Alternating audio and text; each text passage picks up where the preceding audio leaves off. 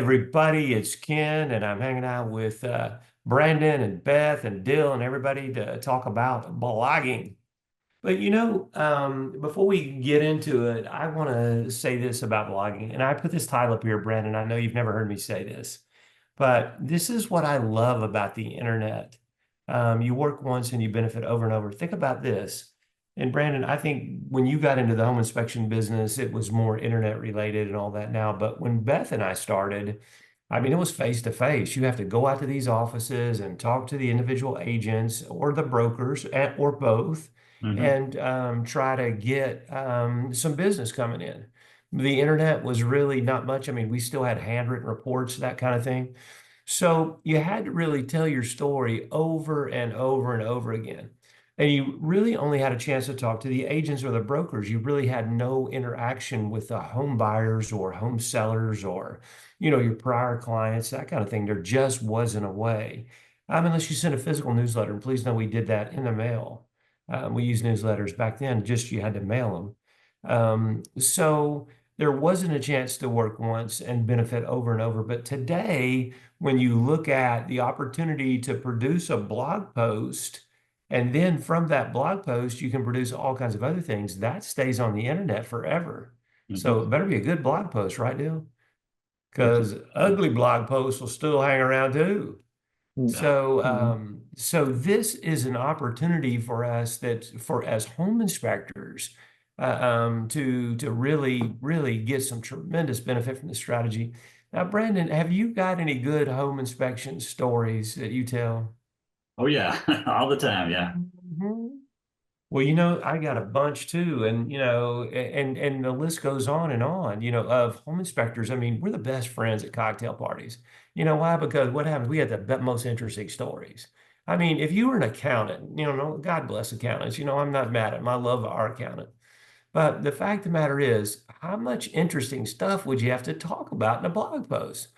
Well, today we've got a new tax break for home inspectors, and I'm like, oh, okay, well, snooze away. Over here just laid out, okay, that's good. But home inspectors, we got a ton to talk about. So I think working once by producing a blog post and all the related content that we're talking about, and then benefiting from that work over and over again over the years is fabulous. It's an easy way to establish credibility long term. So that's why I put it's an exceptional long-term lead gen strategy because really, if it doesn't generate leads, we're not interested in it, right? I Hmm. mean, because we could write blog posts and like we did in the past. How many times, Brandon, in the past did you write a blog post about something you thought your clients or prospects might be interested in? I used to, when I first started, and I told this story last week on our call about my website. My instincts were there. I knew I had to write some content to move up in the rankings and whatnot. And so I did some of that, but it just never really developed into a long-term strategy Yeah. that I think really benefited. Well, when we looked at in the past years ago to do this, I'd say, well, I bet customers or prospects will be interested in this. And then crickets. I mean, they weren't interested in it. How did I know what they were interested in? I know what I was interested in. I know what I thought would be interesting to them, but guess what? That didn't work. Okay, so today we can tell exactly what they're interested in because they say it on the internet. Mhm. So it's a fabulous strategy, and we can write content that resonates with the people we're trying to get business from. So we're really trying to get qualified leads with blogging. That's really what this is all about. Because if it's not a lead generation strategy, why are we talking about it? Mhm. All right. So here's a question. And I get asked this all the time. Brandon, you probably get it as well. How can blogging position a home inspector as an industry expert and a thought leader? Okay, so remember, most home inspectors, a rare exception, Brandon, you were one of them. You owned two home inspection companies, and one in each state, in different states. Yeah. But normally, what you really think of is home inspectors are local businesses needing local business, right? Uh-huh. I mean, certainly that's the way you are today after selling your other business. The fact of the matter is you're focused on your Idaho Falls location, and that's really it. You want to get business from there. You don't really care about business gotten in Seattle anymore. You care about this location. So you don't have to position yourself as an industry leader across the internet, do you? No. I mean, you don't have to be somebody who's an influencer across it. You just have to be an influencer in your own neighborhood, your own Right. Yeah. community. Hmm. Okay. So, how many of the people, Brandon, other home inspectors, write blog posts in your community? How many other inspectors? Yeah, I would probably say usually what you see is, they start a business, they get their website going, they write three or four, and then they drop off, right? right. Inconsistency in a Yeah. strategy. Yeah, Yeah. that's a big thing. So, really, you're competing against no one, right? Right. So most home inspectors in smaller markets will find they're competing against nobody for this. Okay, Hmm. and even in larger markets, you might get one or two people doing it, but I'd rather compete against two or three than 100. Okay, so let's talk about this as an industry expert. So when you talk about things that consumers are interested in and you help them solve a problem, or you provide them information, what does that make you look like? Kind of makes you look like an industry expert, huh? Yeah. Yeah. I think so. So really what happens is when you answer questions or you provide information to your potential prospects, then what happens is you do position yourself as an industry expert. So let's back up a minute because this is something that was really important. And when I first started doing this, I didn't really get this. Okay, so it didn't take me long to get it, but I didn't get it at first. And that is, who is my target audience for my blog post? So who am I really writing to?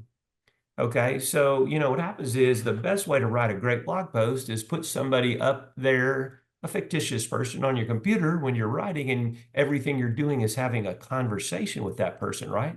Because if we get in here and write a bunch of mumbo jumbo, legalese, technical crap, who's going to like that? So Yeah. really, a blog post is just like talking to somebody else. Okay, you're sharing information with that person. So Hmm.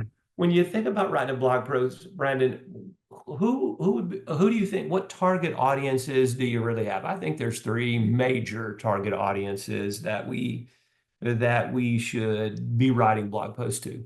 So one is kind of on the cusp. Are they going to be hanging around or not? That's real estate agents, right? Yeah. I mean, that's a target audience. So if we Sure. were going to write a blog post and become an industry expert to real estate agents, we might write one way, right? Uh-huh. But how about another target audience? How about your prospective buyers? Yeah. I mean, for us, that would be the bigger one for us, I would say, because that's really who's searching us online, right? But I agree 200%. So when we're writing a blog post to potential pros or to prospects, to potential clients, I think the blog post will be completely different than what we'd write for the real estate agents, right? Yeah. I mean, so really what happens is we have those are two target audiences. Then Hmm. there's a third target audience I think that's very, very important and oftentimes gets ignored by home inspectors and listen, other small business owners as well. And that third audience is your prior clients. Yeah. Okay. How important are these people to your business? Can we say essential? Yeah. Let's scream it from the rooftop, essential. Okay. So prior clients are probably interested in different things than the real estate agents, right? Sure. Yeah. Okay, well, let's give an example of each. So you've got real estate agents. What might they be interested in? Could they be interested in thermal cameras when they came out? Yeah. I can see that. Yeah. Latest technology available in the home inspection business to help you diagnose homes? Yeah. Yeah. Or Okay. Uh, Go ahead. another one that I'm thinking of is, tools that we use, tools in terms of like report writing tools. For example, our report software allows us to create, a mini summary report that the agent can then send in with their inspection response, um, versus like screenshotting or, copy paste kind of stuff, right? So something like that, maybe. That's a great one. That's an absolutely great one. So any kind of thing that's going on regulation wise, equipment wise, tool wise, reporting wise, what makes their life easier? Yeah. Those kinds of things, we would be writing a blog post about those things.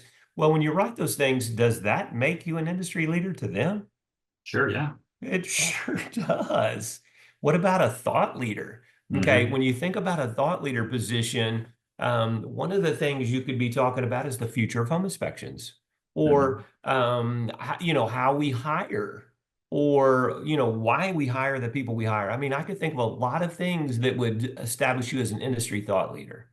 Okay, first off, you're doing it consistently, so people are seeing Hmm. your message over and over, and that makes a big difference. So for that target audience, let's think now about the people that are wanting to buy a home, your prospective clients or prospects. What might they be interested in? So I mean, you hear these questions every day on the telephone. Let's start with Yeah. the first one. How much does a home inspection cost? Yeah. I mean, if you answer that in an effective manner, remember, it's for your local market. I bet they would think that, wow, that was pretty good information. How Yeah. about how long does it take? How about does a home inspection, can a home inspector has a house pass or fail Hmm. the inspection? I mean, when you see what people are asking on the internet and you provide information to them, okay, then they look at you as the industry expert because your peers aren't providing that information to them for sure. Okay, and then how about your prior clients? What they might be interested in? We've already sold them on us. They know us, like us, and trust us. They love us. So what might be interesting to them? Um, Yeah, I've got an idea. I got Um, it. Listen, how about just like home maintenance tips or how-tos? I think those are great ones. How about seasonal checklists? There you go. Yeah. I mean, when you start thinking they've already purchased from us, and then this, how about when you introduce a new service? Yeah. Okay. I mean, that would be one they would be interested in. How about a funny story and something else just to have fun? They're interested in that. They know you, like you, and trust you. See, your prior clients want to do business with a person, not an old, nameless, faceless company. So the more you interact with them in a positive way and continue to establish yourself as the industry expert, they love it. So you could talk about a variety of things with your product line. So really for blogging, we have three target audiences. So and there are more, there's real estate agents and there'd be attorneys involved in real estate. I mean, we could go on and name a bunch of them, but for every day, those three audiences are really much our primary real estate agents or other professionals in the industry, prior clients and the prospective clients. So blogging can really work for all of them by doing the things we just discussed. Okay. So I think it's a great thing. And again, you work once, benefit over and over. So you put that information out, it gets picked up by the internet. Guess what happens? Everybody that asks that question reads that content. You don't have to rewrite it every time. Beautiful. Hmm. All right. So I think that blogging is the best, most effective long-term lead generation strategy there is. Obviously, you're not going to write a post today, establishing you as the industry expert and get an inspection from that post tomorrow. I mean, that could happen, but it's a rare thing because Google has to pick it up and it has to work its way through and, in your local market and this, that, and the other, but it will happen. So I think those are great ways to establish yourself as an industry leader. Whoops. What types of content are most effective for attracting potential home inspection clients? So, Brandon, what's your favorite? If you were a home inspector client, or a prospect, and say you're looking around for a home inspector, what kind of content would you be most attracted by? Yeah, What would you, I'd probably want to see, what are some of the things that these guys are finding, right? Like what can they show that they found in other homes that I want them to find in my home if it's there, right? right? So, what medium would you use for that? Um, a lot of that would be social media too, Okay. Video? video content. Yeah, I mean we shoot content all the time, right? Right. Well, we do it. And how about a blog post? Blog post, if yeah, I mean, and that's where the power of combining the two come together, I think, and maybe we'll get on this a little bit more late in more detail, but having your blog with your video that you shot that to kind of expand a little bit is just another way that we can combine the two to make them even be more powerful. That's true. And in our firm, everything starts with a blog post. So if we want to produce multiple pieces of media, then what we do is we say, okay, we'll start with a blog post because then we could take that blog post and turn it into social media tweets, right? I mean, you Hmm. can take certain pieces of it. How about could you make an infographic? You Yeah. could certainly make a video script, couldn't you? Oh yeah. Okay. And so then, but you really nailed it too, because now what happens, let's say that, there's dozens and dozens of YouTube-like platforms. So let's say that you put the video that you've made from the blog post on YouTube and Rumble, and you put it on a couple of others. All right. But then you said it. Why wouldn't you put the video right in the blog post? Yeah. Okay, Might as well do it. so yeah. So I think there's really three learning modalities.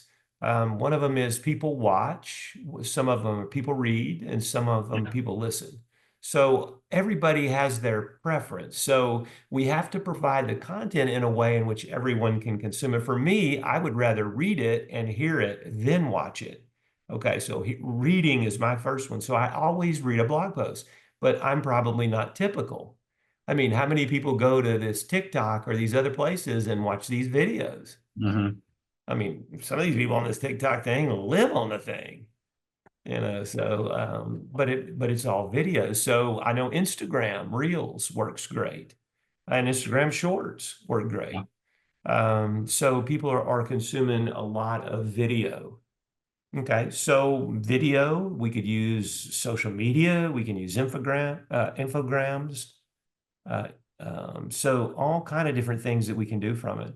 So what's your choice, Brandon? What's your most common learning modality? Do you watch? Do you read? Do you listen? I'm probably a listener. I listen to a lot of books on Audible or even if there's content on YouTube, I'll play the video, but I won't watch it. I'll listen to it.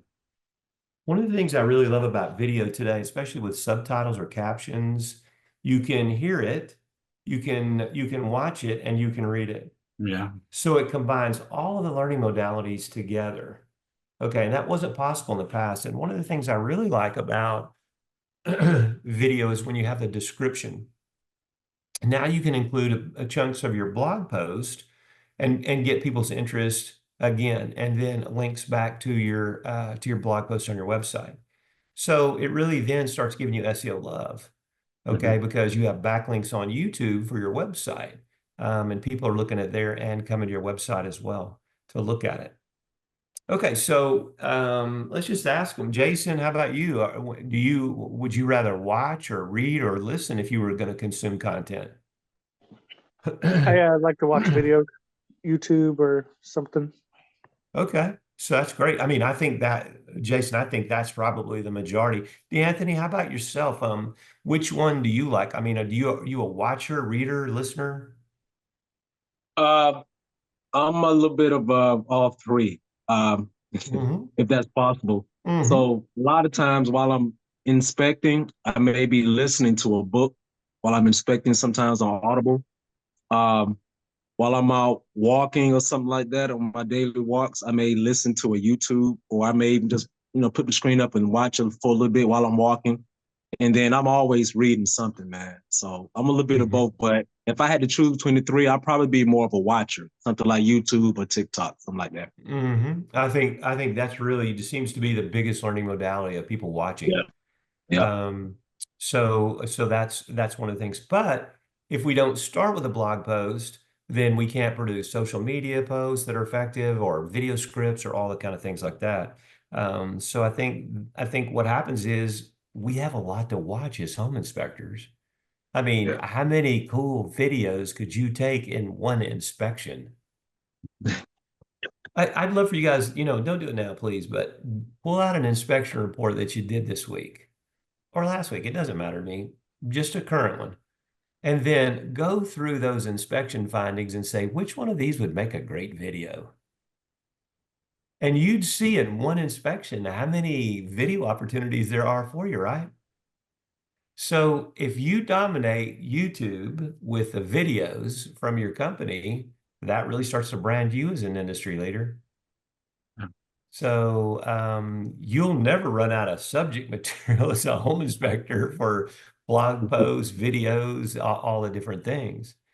So that's a great thing. So I think making the videos is a wonderful thing. But everything in our firm starts with a podcast. I mean, with a blog post, and I'll show you. We'll look at examples of some of them we have. Okay, how about this one? Is there a way for you to produce, or promote upsells and additional services? And we talked about it in the very beginning. So who would be interested in upsells? I think, would your prospects be interested in upsells? Definitely. They may Okay, not know it right away. right. I think that if I was going to promote something in a home inspection blog, knowing what I know today, you know what I would promote? The 5-star package. Because people don't want to be upsold. You know what happens is they want to purchase. Okay, which means educational based marketing allows them to reach that point where they want to purchase. But Mhm. if you start on the phone and you say, you talking about them and they're going to get a standard home inspection, then you start talking about radon and pool and spa and termite and all that. What do they feel like? You're just upselling them all this money? Mhm. Mhm. I mean, that doesn't feel good, does it? I mean, I don't like it.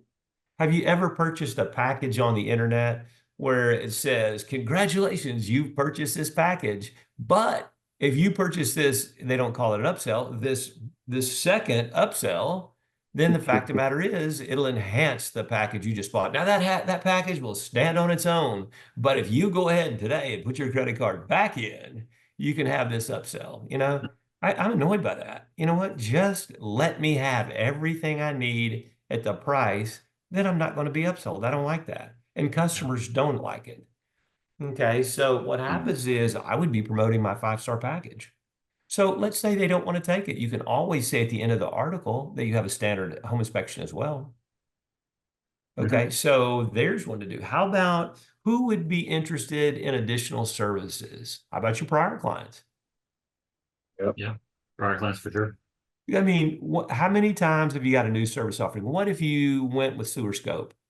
Okay, and you filed through there and you looked how many homes were built before X. So you know they got that old cast iron plumbing. And chances are older homes have a bunch of trees out there in the front or back where the lines go out. Mhm. Mhm. So, you might want to just send them a note and say, hey, here's what happens. I don't know if you can cut the databases like, ISN or whatever by the year. I don't know if you input that data, but you can get that information. And so what happens is you have an opportunity to offer additional services. How about if you do mold or indoor air quality? Okay, who else could you upsell that to besides a home inspection person? I mean, a buyer or seller. Any idea who you might be able to upsell that to? A water mitigation company. There you go. I'll tell Yeah. you who else you can upsell that to is an allergist. Because, when Mhm. you go to an allergist, what happens is the doctor can only treat you with the symptoms, but they have no idea what's going on at the house. So a Mhm. lot of times allergists will order an indoor air quality test on people's homes. So could you Mhm. sell that service to allergists by writing a blog post and doing a video about it? Yep. I bet you could reach people with consumers on YouTube and other places with a video about it. Got allergies? Here's a solution to help your doctor diagnose what's wrong with you. Mhm. Some Mhm. catchy title. Okay. So how about upsell opportunities? How about people that bought a home from you if you live in a radon region, but they didn't purchase radon testing? Could you upsell them? Hey, happy anniversary on your home. Hope everything's going great. What happens is, you didn't get a radon test at the time. And I think that's very important for protection or peace of mind of you and your family. So guess what? Because it's the anniversary home, we have a special running on a radon test. Okay, to me, that would be it, right? So you put it on a blog post and you send it to your customers. Hey, got a new blog post, and or you put a video on YouTube. Hey, it's not my anniversary of my home, but can I get a discount on that radon test? Sure, you Mhm. can. So upsell and additional services opportunities are tremendous, especially when you add different products. What if you added sewer scope? You could add, pool and spa, whatever you name it, what you could add. How about energy testing? Are you going to do the blower door test and all that? What if you offered technology evaluations where you go in and look, do they have a Nest thermostat or one of this, what are they doing here? What are they doing here? Do their windows need to be upgraded? This, that, and the other. How about could you upsell or add additional services from your partner vendors or your preferred vendors? Let's say you got a window contractor that's one of your preferred vendors. Could you write a blog post with that person about the power of energy efficient windows or hurricane, strength windows or whatever you happen to be? Yeah, definitely. Oh And yeah, once you definitely. write that blog post and produce that video, does it go anywhere? I mean, it stays on the internet, right? It does, yeah. Hmm. Even if it sucks, it stays on the internet. So careful what you write. Okay, I just think that when we opened up and I put on the front of the slide, work once, benefit over and over, home inspectors, this is a game changer for home inspectors. You got tons of great content. I mean, when you go back and look at your inspection report and say, wow, I could have gotten 7 videos right out of these things that I found. Okay, so somebody's going to be interested in that. Obviously, your prospective buyers. Now, buyers don't want to see a big moisture stain on the ceiling in the foyer because anybody could have seen that. But the most unusual things you find make the great videos. And let's say, well, Ken, I've already done that inspection and I can't go back out there to shoot a video. Great, take a picture. Take 2 pictures. I took 2 or 3 pictures of a home. I noticed that in the lower level half bath, there was water on the ceiling. Okay, so I said, I don't know what's upstairs yet. So I get upstairs, and guess what happens is there's water around there too. And I go up in the attic, and the insulation is wet. Well, guess what? There's a plumbing boot on the outside of the home that's totally cracked, and water's coming down in. I took those 3 pictures and made a video and got over 50,000 views. Okay, Mm. so that's really people are interested. That was detective work. Nobody else was saying that. I mean, I came across a furnace flue. I'm sorry, a sump pump in a basement. The gas was being discharged into a furnace flue. Our last home inspector didn't catch that. So you can really produce videos that prove expertise and establish you as an industry leader. Mhm. Okay, so but don't be Captain Obvious. Oh, here's a stain on the foyer ceiling. Duh. Everybody, even the realtor saw it. I mean, my God, they see it. Everybody can see it. They probably didn't see it because maybe they saw it, just wanted to ignore it. I won't go there, but so anyway, anybody got questions about this? I mean, services upsells and additional services. I mean, these are just great things. You put them in, and let's say that you don't put time limits on when people can take advantage of whatever you have, or let's just say you're writing about the service and ask people to call you about it. Okay, so I think that's just a tremendous opportunity for home inspectors, and so few people are leveraging it. Brandon already said nobody in his market's doing it at all. I mean, maybe they don't know how to write. I don't know. Maybe they forgot how to write. They sure can't write cursive, can they? No, we don't do that anymore, do we? I think that's no longer in vogue. All right. So here we got another one. So here's the thing about common mistakes that home inspectors should avoid when implementing the blogging strategy. Any idea? Take a guess what the biggest mistake is. I mean, we just mentioned it, the inconsistency of it. That's it. You do it once in a great while and you never do it again. How can you be an industry leader once with one blog post? Mhm. I mean, you can see Socrates sitting there on the bench, put the home inspector's face on it. The statue just crashed because, he's only done it once. So you have to do it more than once. I think one of the other big mistakes is assuming that you know what consumers are interested in topic wise. Oh, Yeah, they'll be interested in insulation gone wild. Really? Okay. Then you write that and then nobody ever looks at it. And you're thinking, wow, that was a waste of time. So I think what happens is there's ways for us to do it where we have an aggregator that tells us what's being asked about the home inspection industry from the internet. It goes and scrapes all the information across the internet and provides it to us. So and how many times people are searching for that term. Black mold has been searched in a variety of keyword terms over 1 million times a month.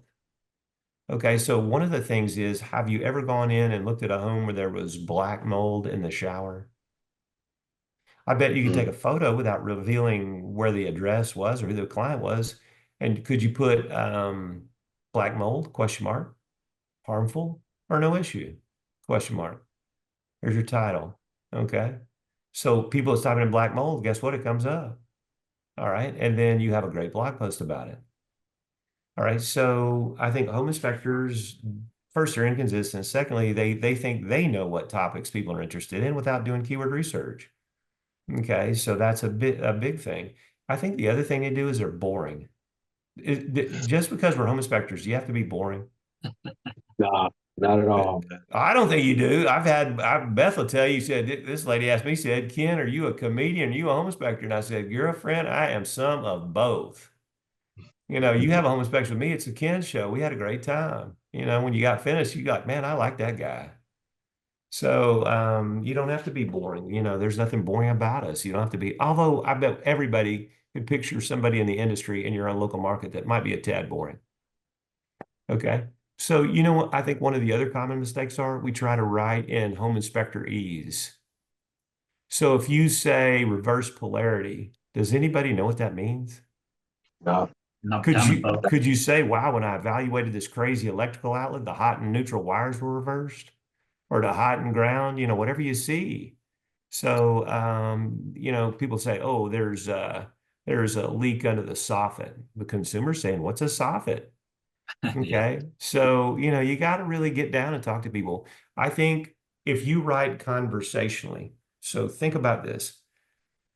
When you do the wrap up for your home inspection, really you're just talking to a client, you really just, sharing information and this, that, and the other, they get it. Why can't you write a blog post like that? Just like you're sharing information with a client. Yeah. I don't think you have to be boring and I don't think you have to be crazy and all that. Now headlines are always great. The more outrageous they are sometimes, the more people they get to look at them. So I think that's a common mistake, writing in jargon, using jargon and when writing, not writing conversationally. Those are issues. How about other things that you might find? I think Oh, Anthony, what you uploading got? it to the internet. I'm sorry, Brandon, we got a lag. That's okay. I was asking Anthony if he had any other ideas. Hmm. For the blogs, Yeah. Mistakes home inspectors might make. um, I can tell you what I'm guilty of. What we mentioned earlier. I don't do them enough. I start out, I may do a 2, 3, 4 week run where I'm constantly posting, and but then now I'm to a point where I got to find the time. So that's one of the things, making the time to do these things and make these posts and these videos and try to keep it, to keep it fresh and try to keep it different, try to keep it unique. Mhm. So, I think that's a mistake, just being consistent with it, man, and just, and just overthinking it, like you said, like, you know, keep it fun. So like when I do my videos, I'm a real big music fan. So I put like some cool music to mine, or, you know, if it's some real spooky looking crawl space or something, I'll do the Twilight Zone music to it or something like that, I and love it. That's make it great. creepy People fun. love it. And then they start Yeah, recognizing your videos because that's right, that's totally awesome. right, all right. Most inspectors won't do it. Let's address the thing that you said a minute ago about the time. There's an old concept we've taught forever, and it's still just as valid today. I use it every day. Brandon uses it every day. It's called time blocking. So what we Mm-hmm. do is we say we're going to take, let's say Tuesday from 2 to 3 or 2 to 4, and within that 2 hours, we're going to work on our business, not in it, but we're going to work on it. So we're not going to take inspection calls. We're not going to do inspections. We're going to say, what are the things that I need to do to make my business grow?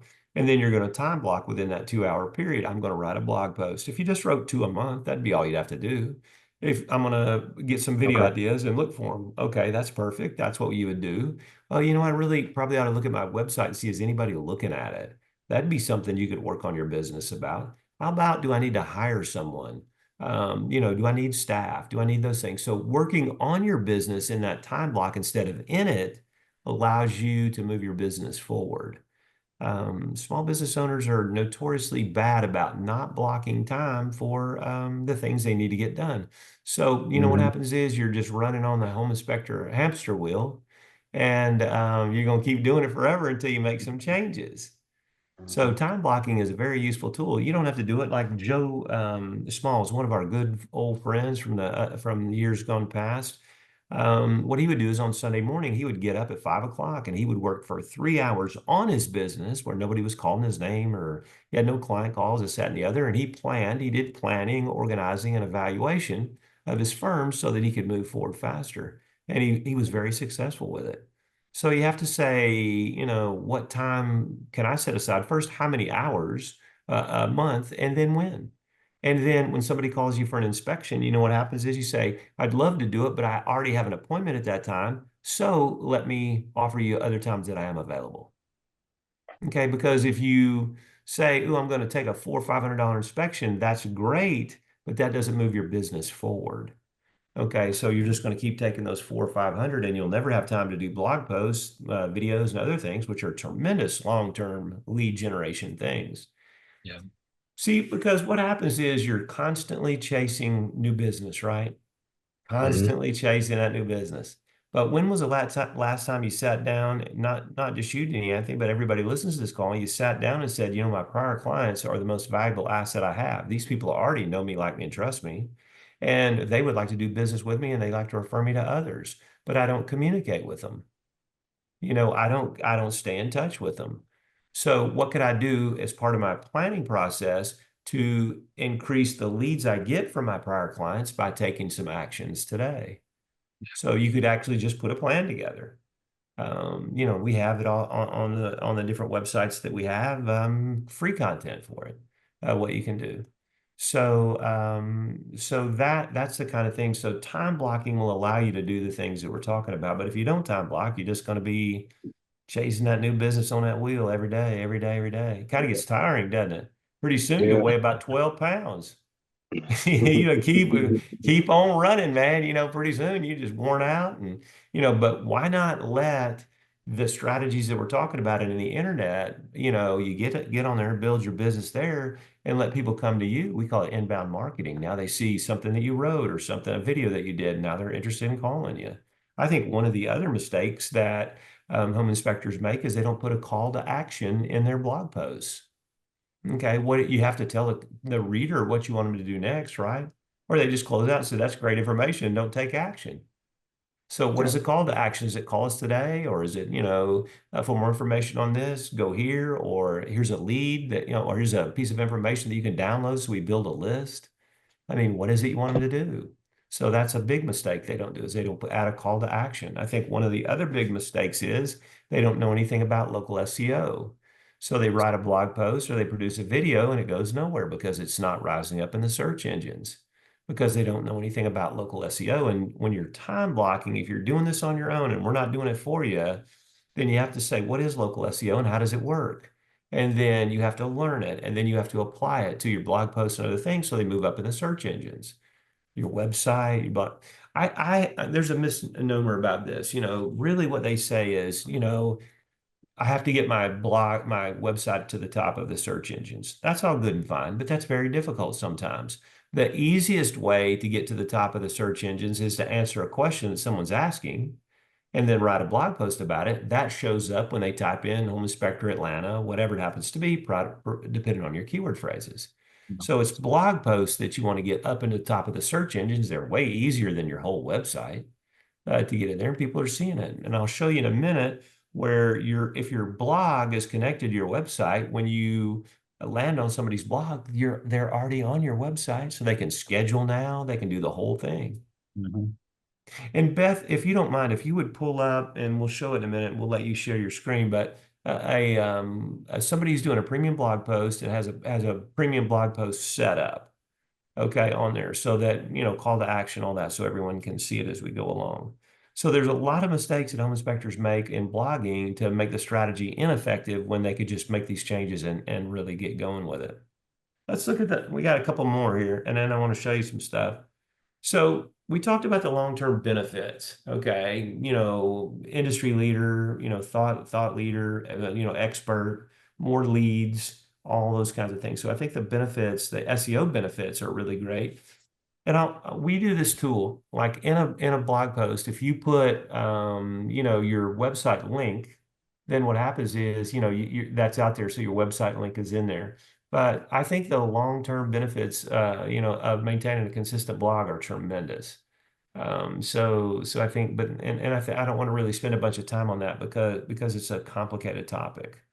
But I will tell you they are tremendous by doing it. So let's look at the one last thing. This is really, really an important thing. When I say extend your reach, what I really mean by that is how is it you can get out into the marketplace in front of more eyes from people who will buy from you?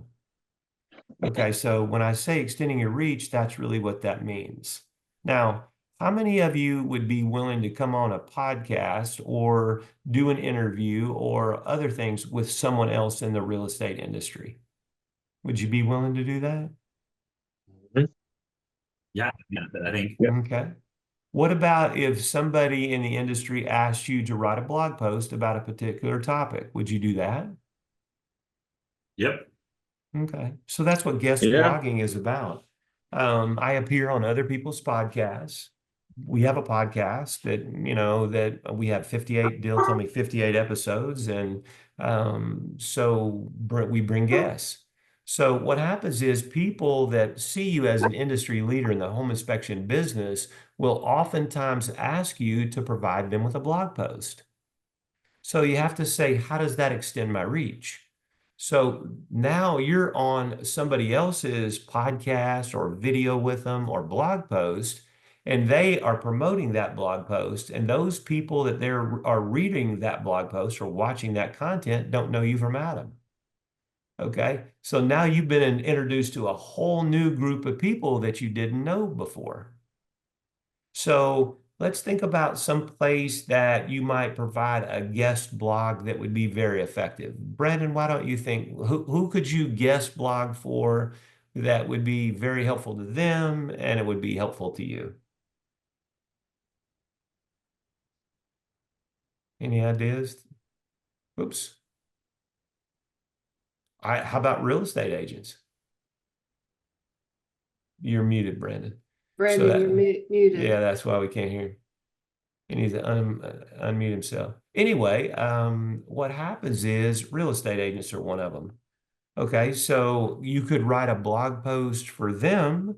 That blog post gets out there. People that know that real estate agent that are reading their blog post, then what happens is now they know you where they didn't know you before.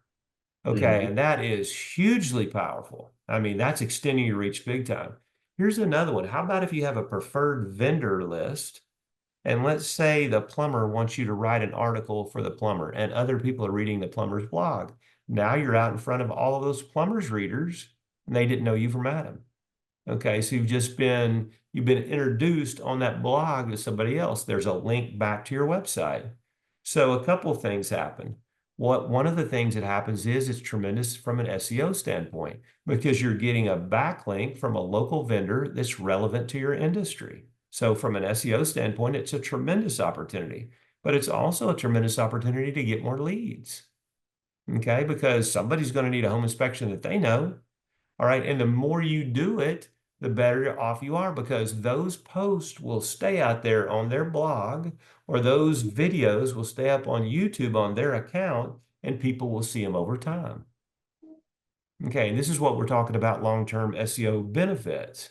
Okay, so all of these things that you do, extending your reach by getting on there. So think about it. Is there anybody in the real estate community now that you know, an agent that has that you could get on a video with?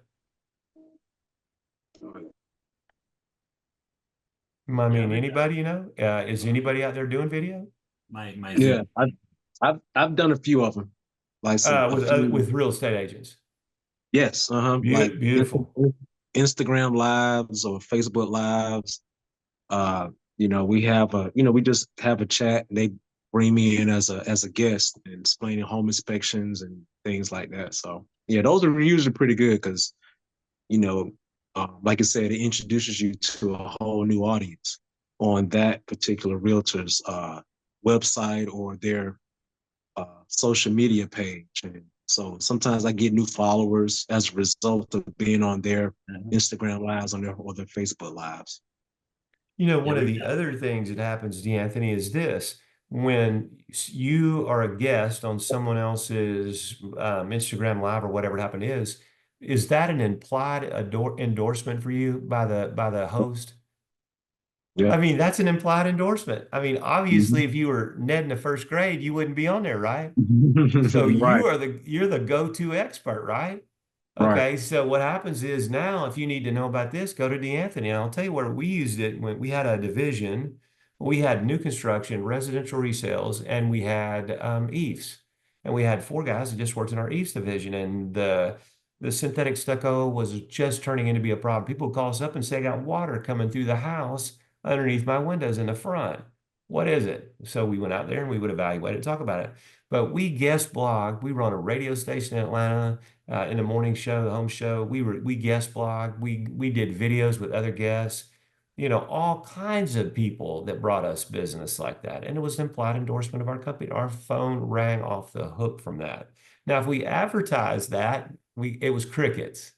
But when you get on a program or a show or video or podcast or wrote an article about it, man, our phone would ring like crazy.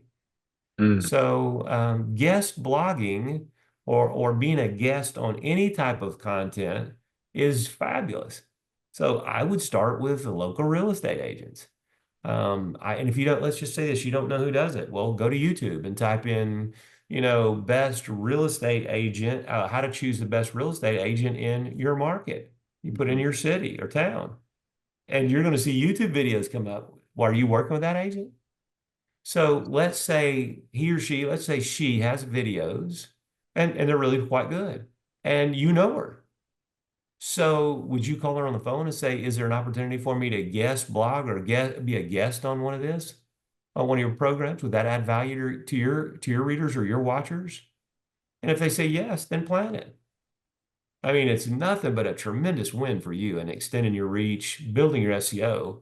The thing I'd want to be able to do is I'd want to be able to put a link in the website, in the description on a video that link back to your website. Of course, if you're doing a blog post, you can get a link coming back to your website because you want to be able to get people in there. The other thing you'd want to do is you'd want to be able to have a call to action. These are a few little things you need to negotiate up front. Here's what I'd love to do. I want to do it, and I think it's a great idea for us to do it, and I really want to do it, but I need to be able to get a link back to my website, and I need to be able to put a call to action in place.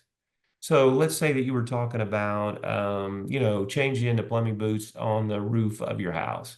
And so you were talking about water leaks and, how it comes in, this, that, and the other. And then for more information, I'd want you to go to here. Okay. And you driving back to someplace, a landing page on your website or whatever. That's more complicated than what I wanted to get here. But that way you can really extend your reach. People come back, you get SEO benefits and you get more leads. So, and once that video is up, it doesn't go away. Okay, so you could drive traffic to it. You could use it in a blog post on your own blog. So really tremendous benefits, tremendous benefits. How about other guest blogging stories? Anybody or guest being a guest on any kind of media? I mean, I don't know if we talked about this in the past, but your trusted vendors, Mhm. cross marketing with them. Absolutely. So that's a great one. And Brandon, I know you got quite a list of partner vendors you're working with. The fact of the matter is, why couldn't you do a video with them? Yeah, yeah, And we're it, and going the to. video would be the video would be obviously kind of an introduction video, but a little short bio about you and why you're on the program today. This is Yeah. what we're talking about. Here's one of the things I did. This was really a very popular one. I did a video and I got asked to do a video on this one too, but how to identify a very dangerous electrical panel that might be in your home. Okay, and it was Federal Pacific, Federal Pioneer stab lock panels. And so you get on and talk about them and you show a photo of what they look like, the whole thing, you put that up. And so now people look at you as an industry leader about that. Okay, could you come out and do a consulting job on that for them? Of course, yeah. You know, could your electrician buddy get a referral from you on that? They Mhm. could. Okay, or aluminum wiring, or just whatever you think about. You know, you could, depending on what partner vendors you have. And I know, Brandon, you had a really, I thought was a unique approach to this, and that is when you move into a community like you guys did, and Beth and I too, we didn't know anybody. So let's say you had a pediatrician on your list. Could you interview the pediatrician, or could they interview you? Sure, why not? I'm telling you, I'm telling you. So there's just unlimited opportunities for you to guest blog or be a guest on someone else's video, or you host them as a guest. I mean, I did in Atlanta 5 videos with the top waterproofing contractor, and we Mhm. had fun at it, and the videos got tons of views, and we got business from it. Okay, so if you want an inspection, you know, and determine, you know, do you have a wet basement or crawl space, then call us and we'll come out and do a consultation with you. So that was a tremendous opportunity. So guest blogging, we say blogging, but being a guest on other people's media is a big, big thing. Okay, how about other things on this? Anything? Were you going to show some examples or anything? Yeah, I'm gonna do that. Okay, so I'm just gonna, this is always on a live event, kind of a risky thing. So I'm gonna see if I can make this, this is the commercial advertisement here. You know, if you want to start a conversation with us about all these things, speak with Beth, live chat us, call us, however you want to do it. Okay, let me see if I can escape and if I can minimize you guys, and I can minimize this screen. Maybe while you're pulling that up, Ken, I'll share. I've got a buddy. He's got a very large inspection company in Minnesota, and he's been consistent for, I don't know, 5 or 8 years, maybe 10 years. I don't know, with a weekly blog and a video that goes with Mhm. it. And they've got a huge company. They're very successful and obviously very influential in their market. And I obviously they probably do a lot more marketing than just the blog and whatnot. But you know, he's been consistent with it for years and does great. And I'll assure you, he's perceived by others as an industry expert and a thought leader, Oh, yeah. because consistency is key to his success in that. Mhm. And I'm sure these providing information that people would be interested in. So we have several different blogs that we own. It's like you selecting a laundry detergent. Some people like Tide, some people like Cheer, some people like All, whatever. So we have websites out there that provide information, but this happens to be about a blog. Okay, so, but look where it is. It's on the Savvy Inspector's website. Okay, so the fact of the matter is, in this blog post, if you're going to get somebody who's a reader, how about having key takeaways for them?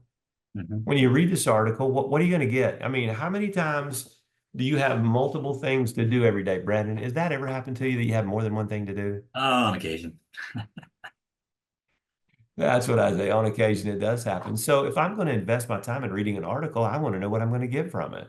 So Yeah. key takeaways we found to be a great strategy, and you could use that on your blog as well. So then what we do is we get down here and we talk about it. Hey, greetings, fellow home inspectors.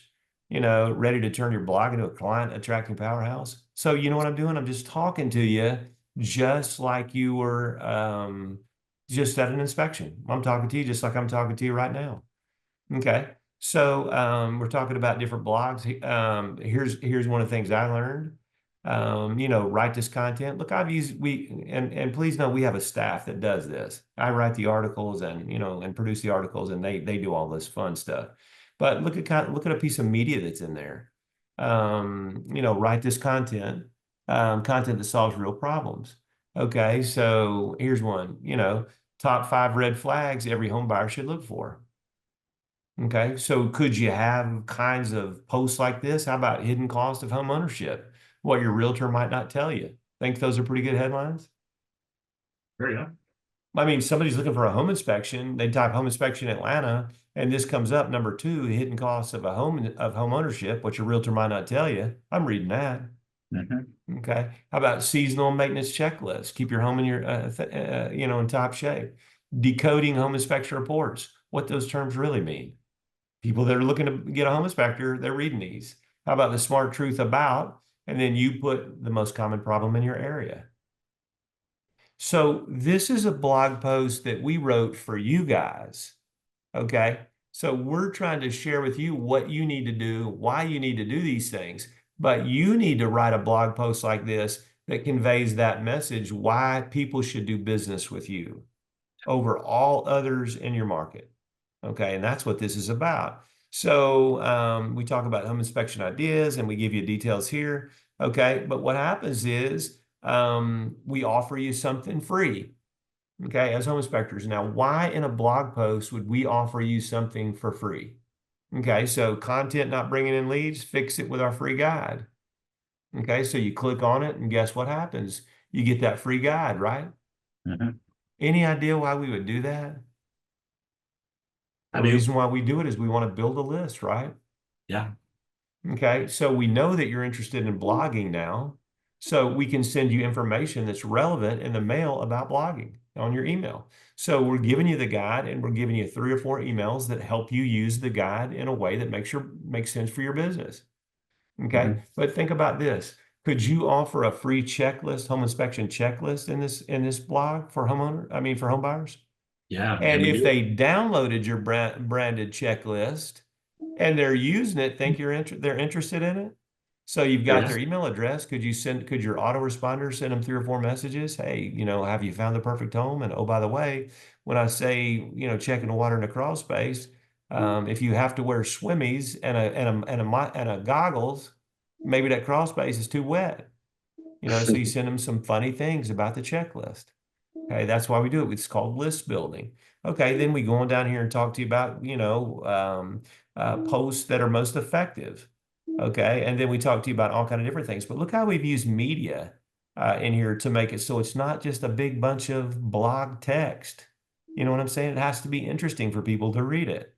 Okay, be conversational. Use video. Use visuals. Look what we've stuck in the middle. One of our videos, right? Remember, Brandon said right off the bat, stick one of the videos right in the middle. There's one of Mhm. ours. Okay.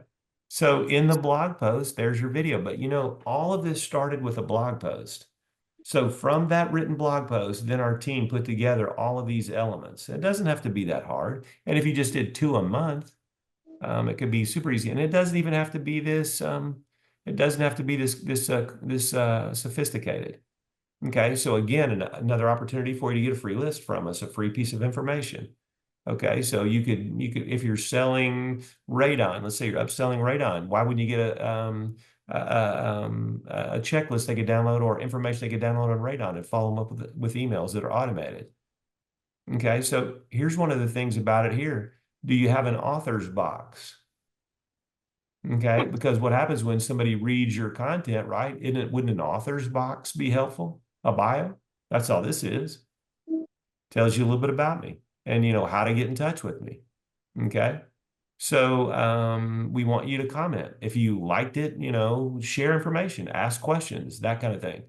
All right. So all of these elements, and you don't have to have a 3-column blog. We do. You can have a 1-column blog.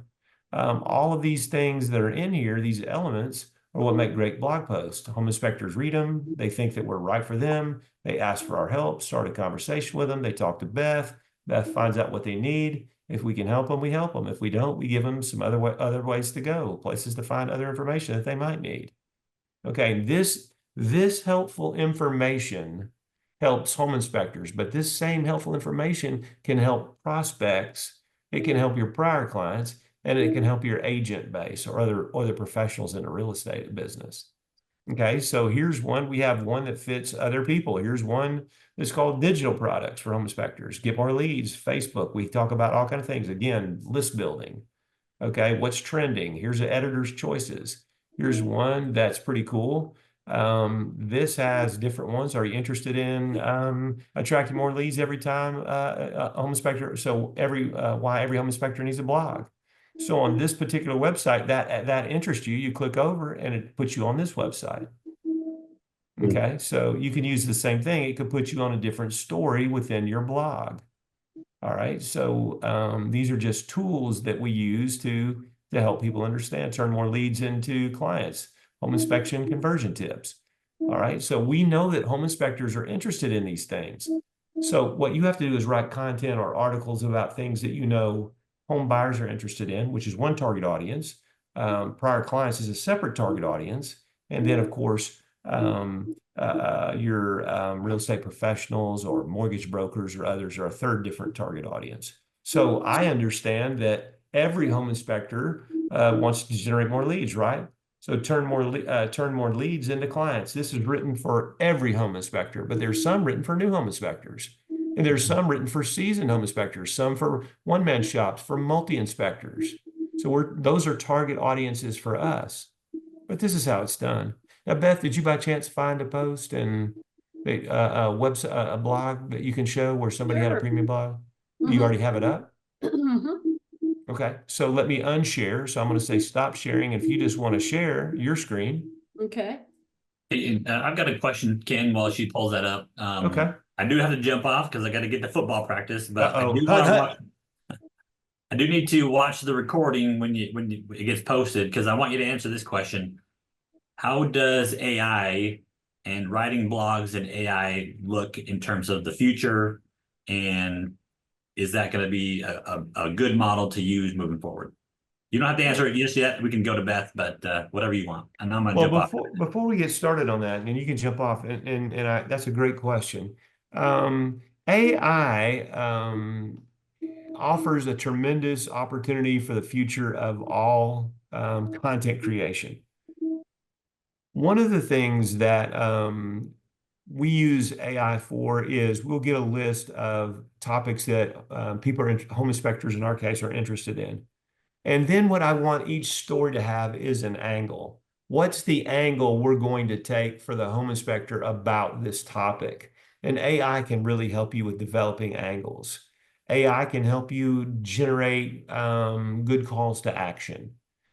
But going in and just telling AI to write a blog post for consumers first, Google doesn't like it and penalizes you for it, and the content really isn't that good. Okay, you need to do some personalization. So as AI moves forward, the opportunity for that really is to step up. That will step up and help you with this.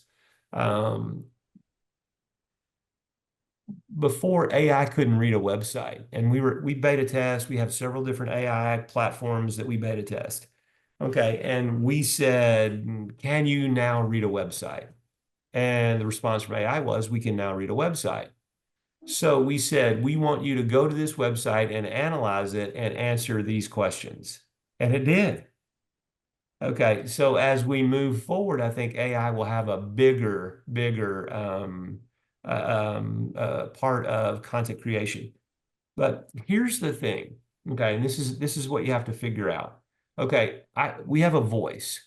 Okay, and if you read these blog posts that I write, what you're going to see is I talk to you conversationally. I talk to you as a peer because I've been in the home inspection business forever. We did over 35,000 home inspections before I sold the firm.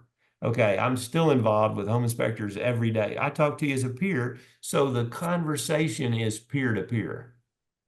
Okay, that's the voice I'm using. I'm one of you. Okay, so you'd have to determine what voice. All of your content needs to be in a voice. And if you have questions about that, go in there and type into Google, how do I develop a voice for my business? So if somebody's writing this content for you, this content for you, clearly it's different perspectives, different voices, it's not from the same starting point. So AI hasn't quite gotten there yet. Okay, so you just see some vanilla blog posts, but that really doesn't show your personality like D'Anthony, man. He's got music and, he's got cool stuff, spooky stuff, woo, for Halloween on his post, don't get scared at a home inspection, woo, our reports are so cool, and I mean, that's his voice. That, maybe you call it his stick, that's how he communicates with people. And AI has not been able to replicate that yet. I'm not saying they're not going to. Now, can AI diagnose a sore throat? Yes, it can. Better than your physician? Yes, it can. Can it outlawyer a lawyer? Yes, it can. Okay, so there's so many things that it's doing now, but it hasn't been able so far to replicate your human voice. Now, next week that might not be true. You know what I'm saying? That keeps leaping. So I'll ask you a quick question so to say when I tease about it might happen next week. At the turn of the century, the rate of knowledge doubled every 100 years. Okay, the rate of knowledge doubled every 100 years. 50 years later, the rate of knowledge doubled every 50 years. Okay. Okay, so it continues on how long the rate of knowledge has doubled. You know how frequently the rate of knowledge doubles now with AI? Any idea? The rate of knowledge doubles every how much time? Any idea? It was 50 I'll take a years, wild 100 guess. years. Every day. How much? Every day. Every 12 minutes. Wow. Mm. The rate of knowledge doubles every 12 minutes. Okay, so I wasn't teasing when it said next week it might be able to replace us in, all the what this work is. So I think the potential for AI is huge. I think the platforms aren't as easy to work. They don't give you as much help as they could give you. So there's a lot of still of interface with the consumer that needs to be done. But yeah, it's powerful. And it's going to be powerful. We look at for outline ideas and for angles for stories and for what home inspectors would be interested in. But then the content gets written and edited by us. I mean, it's just still. And you can ask for help. You can ask for, hey, I need a paragraph about this, that, that blah, blah, blah, and it can give it to you. Or you could ask what music really sets the tone for this blog, and it would give it to you. So I think AI has a tremendous future in helping us, generate content, do the whole other thing. So it's really a cool thing. So Beth, let's talk to us about this. Obviously, in these posts, we're using table of contents instead of key takeaways. So if you're interested in understanding exterior features, examined during a home inspection, you click on that and it'll take you right to that section. So look what we have here. We have the help screen. Okay, we're on Idaho Elite Inspections website, which is Brandon's website. So if they want to schedule an inspection, they can. Okay, here's reviews. There's a little piece over here for your reviews. Okay, so what we have is a home inspection checklist.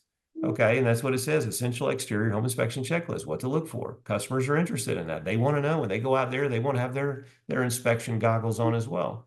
So scroll on down. So we've got a great graphic. Okay, and we've got, hang on, just go back up a little bit. Okay, so look how a lot of people will read a blog post, they'll scan. Okay, so we have subheadlines, and then look how we have the information numbered. Okay, people work best when information are in small bites. Okay, so we've got another graphic, just keep on going down now. And so we have another graphic and we have more things. Here's the things you're looking for, and here's frequently asked questions. So it really gives the consumer a tremendous thing. How long does a home inspection take? And all the things about the home inspection. Here's a call to action at the bottom. That really should be in red. It says schedule your inspection today. Okay, so then here's a video of it. Okay, so this is all of the things that we're talking about. So these types of blog posts are way easier for you to produce. Now, how long does a blog post have to be? If you did 500 words, okay. So D'Anthony, I know one of the things that you shared earlier was time. So what about this? How about if you went in and spoke, let's say you had a topic and you just started talking about it and then had that transcribed into a blog post? That'd be helpful, right? That'd be a Yeah, super time saver, wouldn't it? it would. I've done it a ton of times. And then what's really cool is if you did do that and you got it transcribed, you could actually give it to AI and say, refine and polish or wordsmith, polish, refine, whatever, and it'll kind of clean it up for you. You can actually take the wording from there, like Beth is saying, and you can go to AI and tell it what you want to do with it. I want to turn it to a 500-word blog post. Here's my target audience, blah, blah, blah. And you can tell it that and drop it in, and it'll produce a blog post now in your voice. But one of the nice things is that you wrote it first or you spoke it.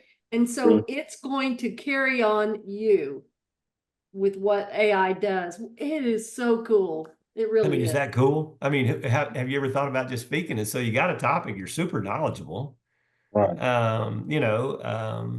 So what happens is you just speak it, you're talking about it. Hey, we're talking about the things we're looking for when we're inspecting whatever, or when is a crawl space a problem?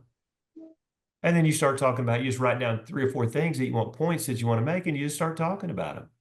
Next thing you know, you have a printout of it, you drop it in AI, and boom, you got it. You know, one of the things when I talk to our clients, I talk to them about producing videos in the field. Probably everybody I ever talked to, I mention that. And one of the things I say is just pretend your client's beside you and you're going to explain what the issue is, and take a video of it and pretend you're explaining the issue to your client. So now you've got a video of that, whatever the issue is, and you can get that transcribed, put it in AI and say, write me a blog topic about this. Then you've got a video and you can get images from that. And then you have your actual content that AI can help you kind of clean up, wordsmith, refine, polish. You got a great blog post. I think it's even better than that. Because Beth is telling you the right thing, get a video out there. But when I do a video, and this is the formula I teach all the time on videos and video marketing, and that is tell them what you're going to tell them. Why am I telling you this? Okay, here's what I'm going to tell you, why I'm telling you this, and what I want you to do about it. Okay, so today I'm showing you a Federal Pacific, so I'm gonna tell them what I'm telling them. Okay, so I'm gonna tell them what I'm gonna tell them. Today I'm gonna talk about a potential fire hazard in your home, and it's one that's you're probably not aware of, and maybe your home inspector said something about it or didn't. So I'm talking about a Federal Pacific, stab block panel. Okay, and here's why I'm telling this to you, because in many times when the breaker needs to trip, it doesn't trip and a house fire occurs. What I want you to do about it, I want you to call a licensed electrician, have them come out and evaluate it and see what needs to be done. Now, I add a lot more words to it. But it's telling you, what I'm telling you, why I'm telling you, and what I want you to do about it. And when you start with a video like that, then what happens, your blog post is fantastic. Because you're telling them why you're telling them that, what you're going to tell them. Today, I'm going to talk about this. Okay. And here's why I'm talking about it. And here's what I want you to do about it. Okay, so you got a built-in call to action, you got the whole thing. So if you start a video like that, you can turn it into a blog post super easy, and you speak the whole thing. I mean, every one of you do a great wrap-ups, I'm sure. So the fact of the matter is, speak to them like you're speaking in a wrap-up. That makes sense? Yeah. It's easy. Add that cool music. I Mm. think that should be your stick. I think you should have cool music on all of these things, where people know it. When they hear that crazy, wild, whatever theme music that you have, they hear it. That's why podcasts have theme music. People get used to hearing it. So now, Beth, we see you with your picture and you're doing a screenshot. Good. Okay. So you're still sharing your screen. Okay. How about anybody got anything else on that? Okay. So that is that. But how often do you recommend doing the blog? Once a week, bi-weekly?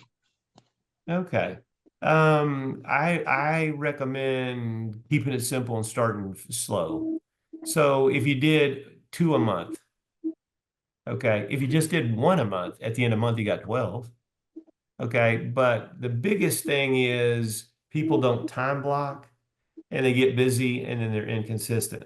And inconsistency is terrible. So I would rather see you do 1 a month than do 3 or 4 in the first month and quit.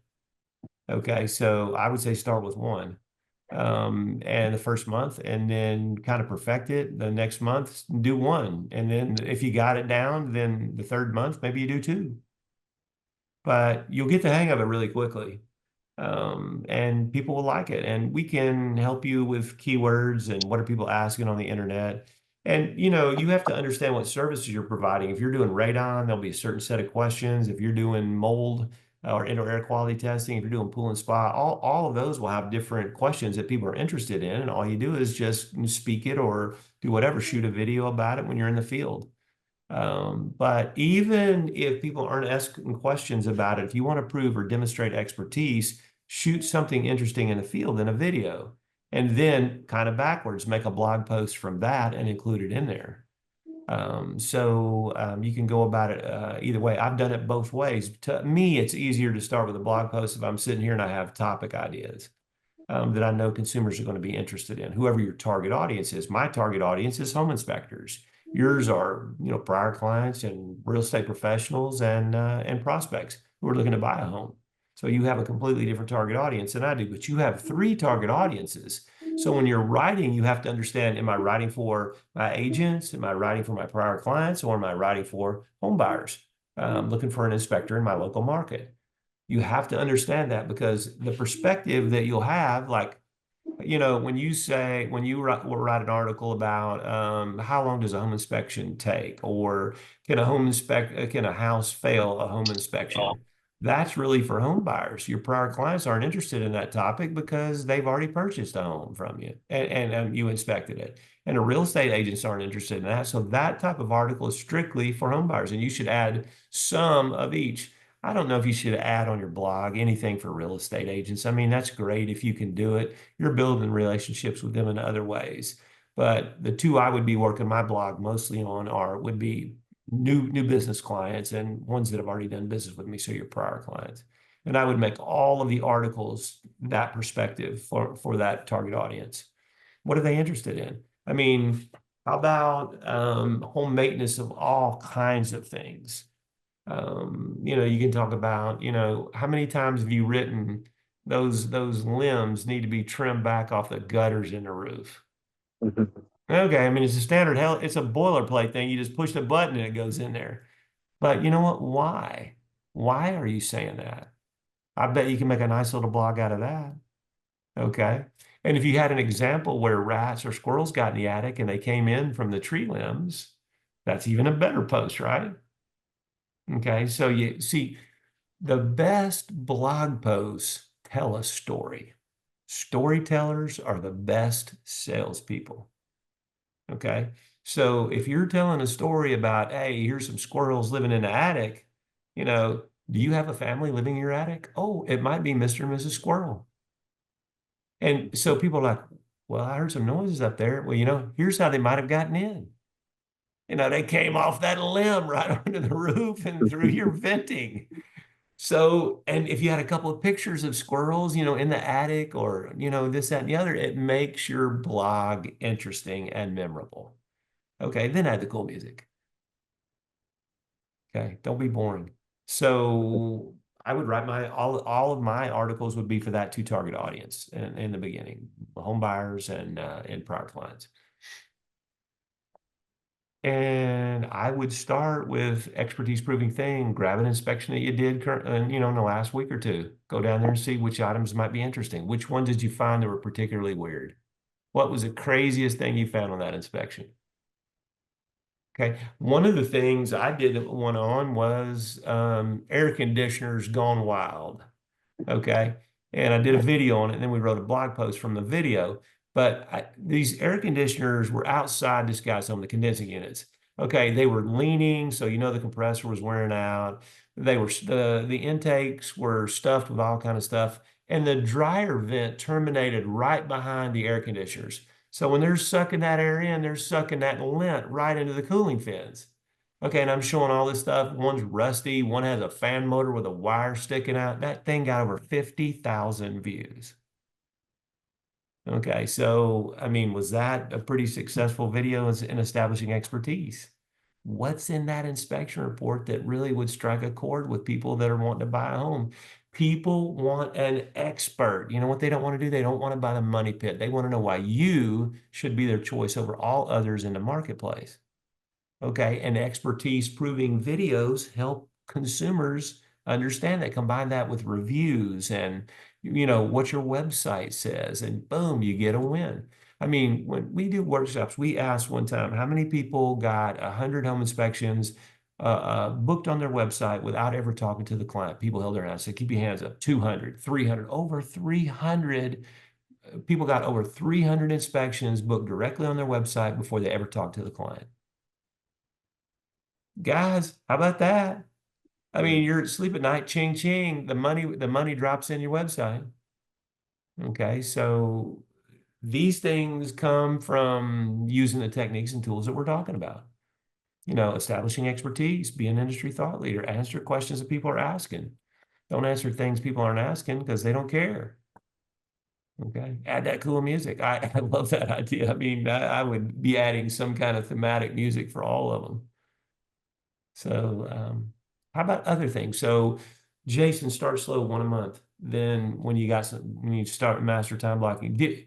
So I guess I'll ask you this, Jason, do you time block now? Do you take so much time a month to work on your business, not be doing inspections and calling realtors, but working on your business, planning, organizing, analyzing different aspects?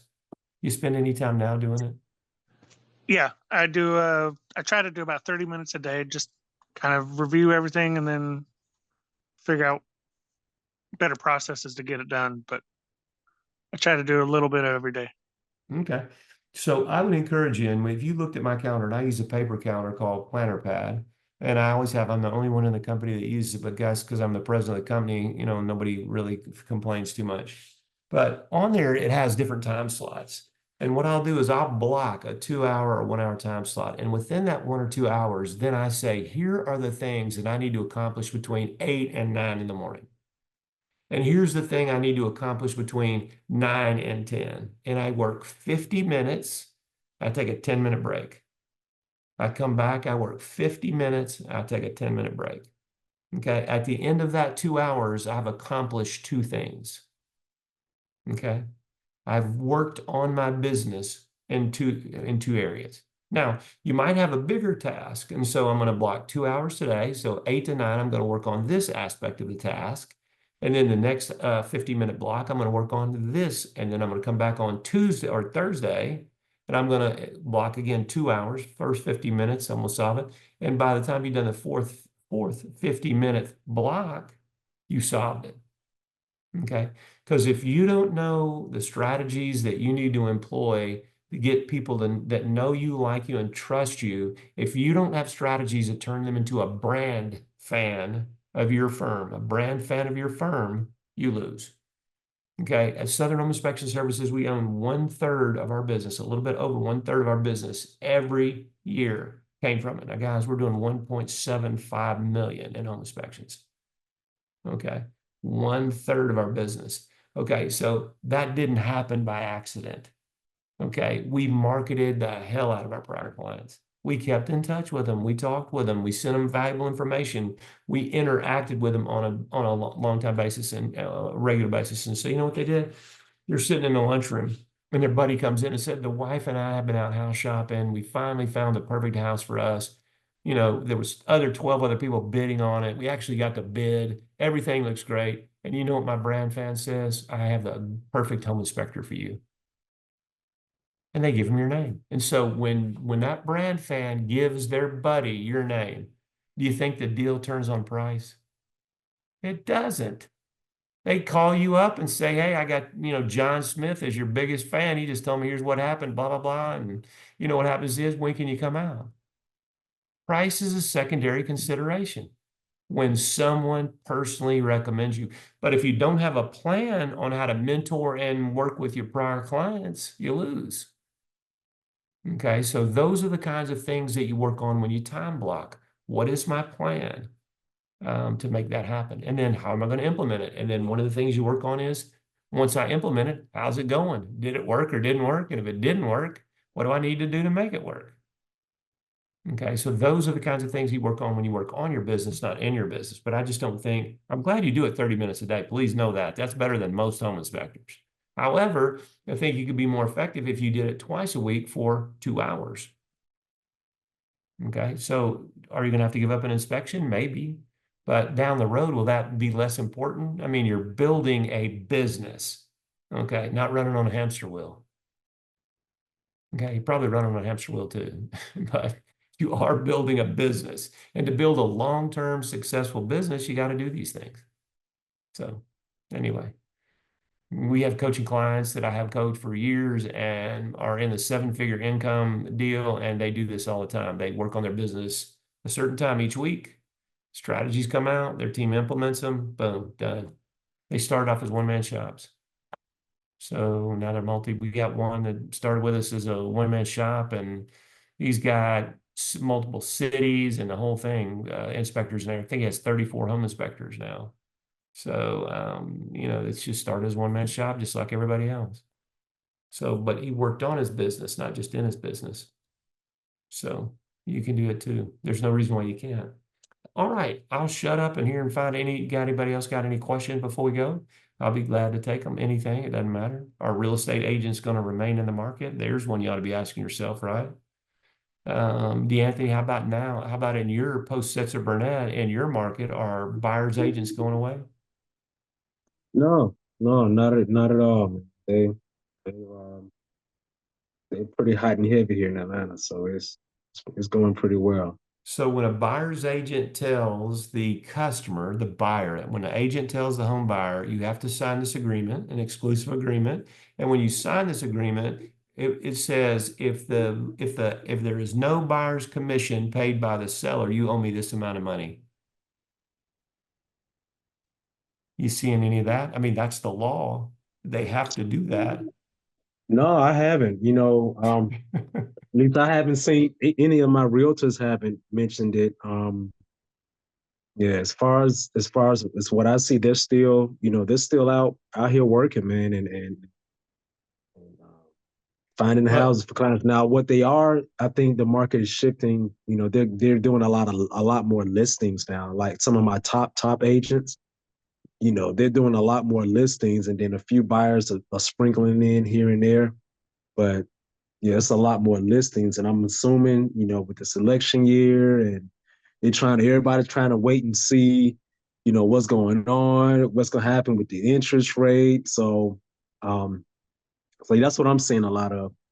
yeah, we see certainly those factors that you named are critical. But yeah, as of August 17th, the federal law says that sellers, listing agents have to disclose Yeah. to the sellers that they don't have to pay a buyer's commission, and they can negotiate their commission with the selling agent. Okay, that's the Mm. law. And the law says after August 17th of this year, which is passed, that the buyer's agent has to fill out a form that shares with them, if there's no commission paid, here's what you owe me. Okay, and all of the agreements and terms. And what happens in other markets, clients are saying, oh, hell no, I'm not doing that. So buyer's agents are exiting the market quickly. Mm. You're going to So see what do more and more of buyers do that. then at that point? They just go into a real estate transaction with no representation, or Well, that is the $1 million question right there, because we're in uncharted territory there. Because what happens is, let's say this, you're unwilling to sign an agreement with a buyer's agent. Mhm. Okay. Because how many buyers do you know have extra money to pay a buyer's agent out of their pocket? Yeah, they don't. None. Hmm. Ours didn't either. Hmm. Okay. Even if they could pay it, they're not. Hmm. Because they're, a listing agent, I mean, a buyer's agent, and no offense to anybody the buyer's agent, because I'm going to get a bunch of nasty grams from this podcast on this. But what's going to happen is, what do they really do today for the consumer? They open the door. Most buyer's agents will tell you that the person that they're representing or serving found the properties on the internet they wanted to see. So the agent opens the door, lockbox key or whatever, lets them in. Okay. Do they really do any negotiations on the back end? Because doesn't the buyer's agent earn a percentage of the sale in a commission? So if the Hmm. sales price is high, they earn more money, right? So how hard are they negotiating the price down for you? Okay, so consumers get this. Okay, so they're not willing to pay the buyer's agent a fee. All right, so in other markets, buyer's agents are going. It actually, there is a financial firm, and I wrote an article about it recently, that was talking to their investors about that, and they feel like 60 to 80% of buyer's agents over the next 24 months will exit the market. But then the question that you just asked is very relevant. Okay, so how will buyers negotiate the process? Okay, so Hmm. one of them would be they go to the listing agent, right? But now there's a million complications with dual agency. Okay, and brokers are saying, no, we don't want any part of dual agency, because if your fiduciary responsibility as a listing agent is to the seller, now Right. you take on the client, that's an inherent conflict of interest. Okay, so that's going to have to work out in the market. And what we're seeing now is the flat fee realties are coming in. Beth and I sold 2 houses using that service. We paid $534. They did everything a listing agent would do and more. Okay, so when we sold the house, we didn't pay anything extra. It was 534 bucks. Okay, or 30,000 in commission to agents. Which would you do?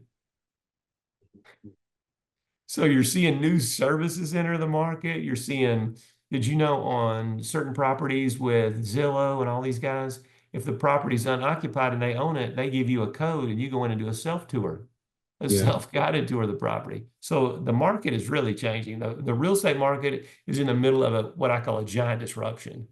Okay, so, and there's a lot of uncertainties. But one certainty is the consumers aren't paying a buyer's agent a fee if there's no commission available for them, for the seller. But so that's a big dynamic. So I'll be interested to see how it works out in Atlanta. But lots of other markets are just like buyer's agents are exiting, and then what?